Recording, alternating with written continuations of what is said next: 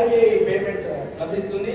So మీరందరూ కూడా కొద్దిగా ధ్యాస పెట్టి ఈ 600 స్క్వేర్ ఫుట్ లోపలే కట్టుకోవాలి.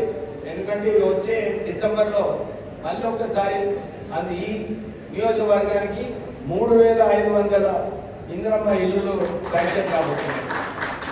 రాష్ట్ర వ్యాప్తంగా రేవంత్ రెడ్డి గారి ప్రభుత్వము, కాంగ్రెస్ ప్రభుత్వము సుమారు 17 లక్షల ఇందిరమ్మ ఇల్లులు కట్టబోతున్నారు. దాంతోపాటు మీ అందరికీ కూడా సన్న బియ్యం ఏదైతే ఇస్తున్నారో రాష్ట్ర ప్రభుత్వము 12,000 కోట్ల రూపాయలు ఖర్చు పెట్టి మీ అందరికీ సన్న బియ్యం ఇస్తున్నారు.